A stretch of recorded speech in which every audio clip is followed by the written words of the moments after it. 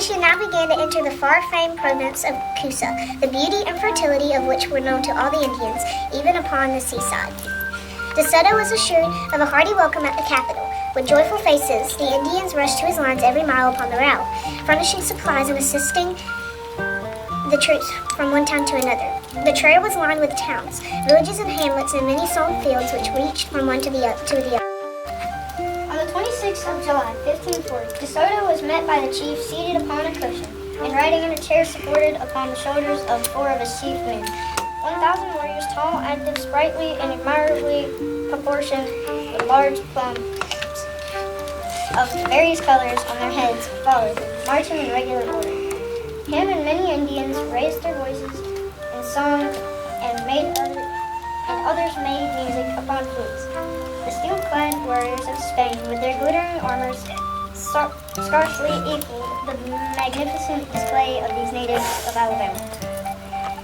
Mighty chief above all others of earth, although I come not to receive you, yet that too many days ago deep in my heart. If you had the whole world, it would not give me as much pleasure as I now enjoy the presence of yourself and your incomparable warriors.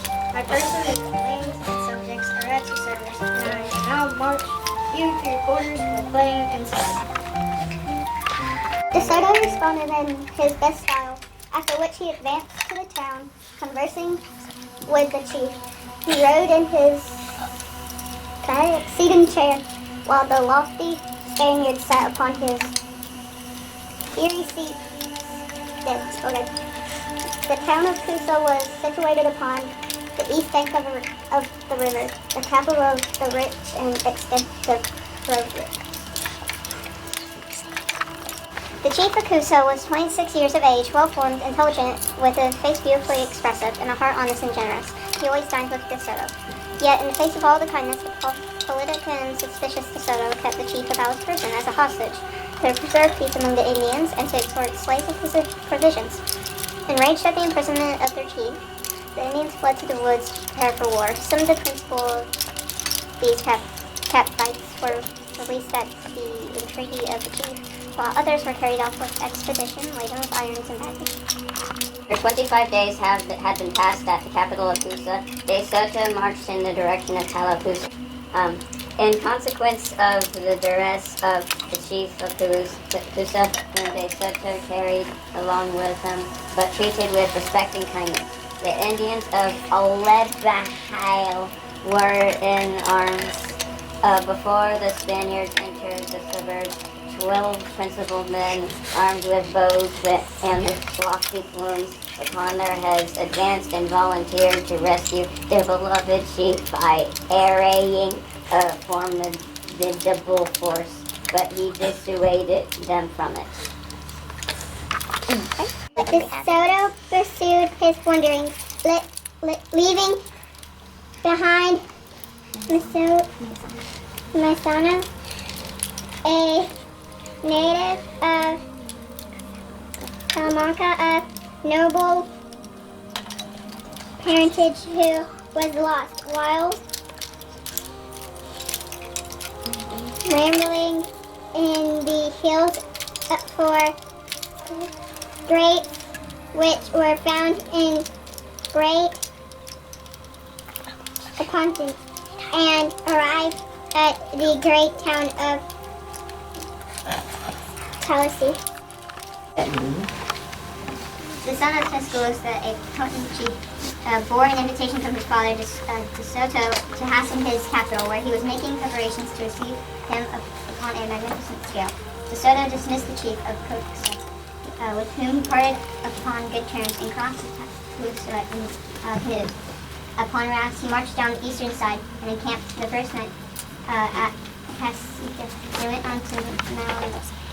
Tuscaloosa was 40 years of age, of great stature, with inches limbs, grave and veined in Musco, Nicos, and endeavor to exceed his curiosity by prancing his horses before him. Sometimes he scarcely designed to raise his eyes. Even when DeSoto arrived, he preserved the same haughty and haughty demeanor. Finally, Tuscaloosa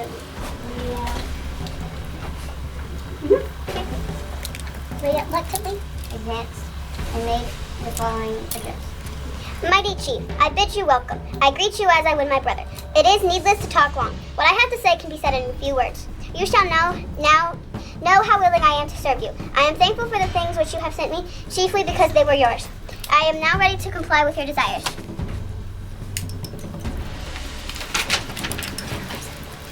The governor replied in true Spanish style, and preparations were made to advance. An officer was sent among the horses to find one large enough to sustain the great Indian, a large pack horse.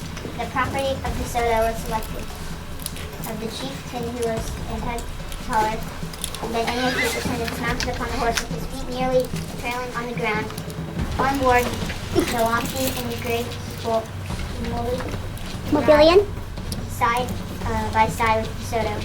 The Indians having no canoes, soon constructed rafts of dry logs and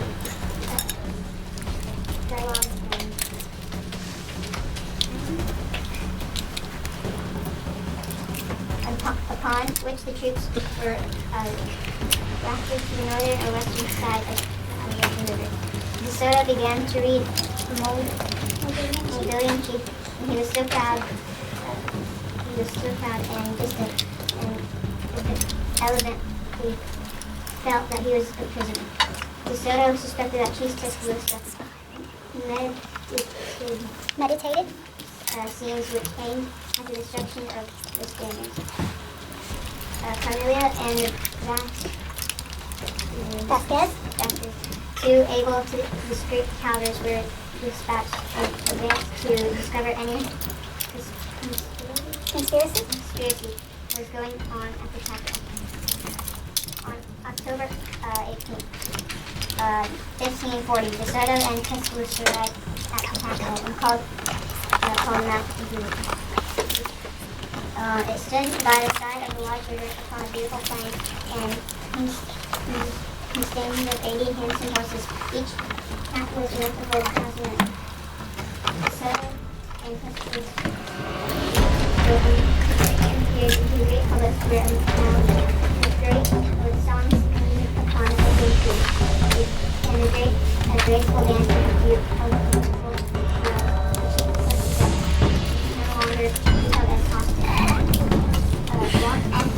Walked through the fair and entered one of the houses.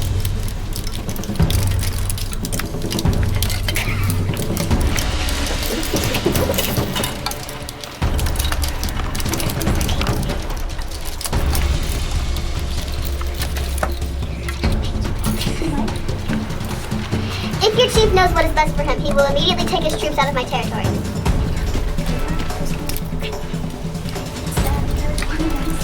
He whispers to DeSoto.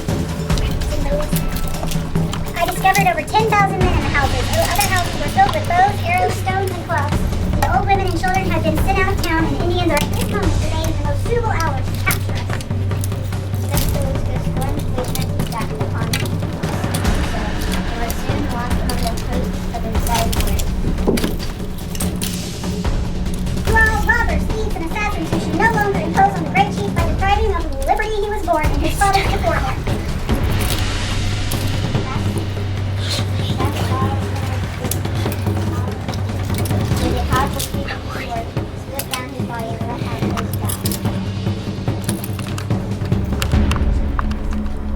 Up at the head of his men and fought face to face with the enemy, retreating slowly and passing the gate into the plain.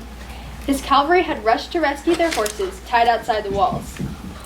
In the first sally, DeSoto had 5 men killed and many wounded, including himself.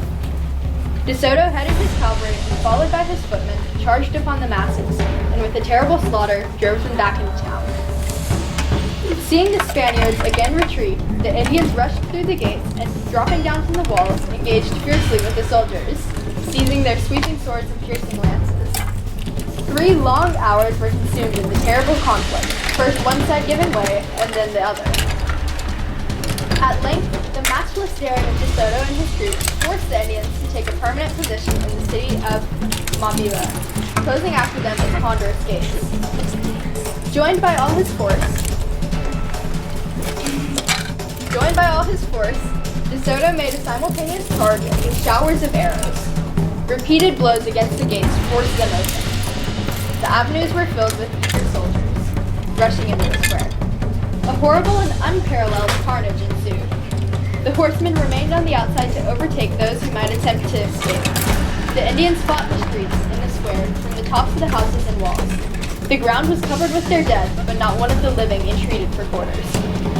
Near the wall lay a large pool of delicious water fed by many springs. It was now discolored with blood. Here soldiers fell down to slake the intense thirst created by heat and wounds, and those who were able to rise again, and once more pitched a combat characterized by the most revolting destruction of human life. For some time the young females had joined in the fight, and they now contended side by side as the foremost warriors, sharing in the indiscriminate slaughter. At that instant, a powerful winged arrow went deep into the bottoms of the thigh. Unable to extract it or to sit in the saddle, he continued to fight to the end of the battle, standing in his stirrups. At length, the houses were set on fire,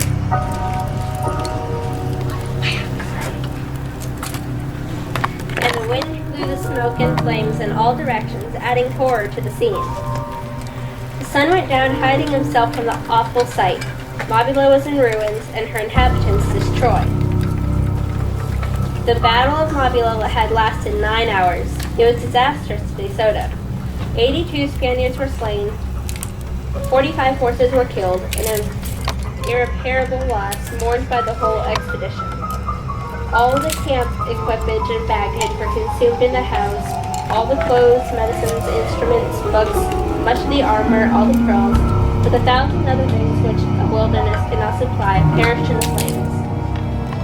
The Mobilians were nearly all destroyed, with at least 6,000 Mobilians killed in the town and upon the plain.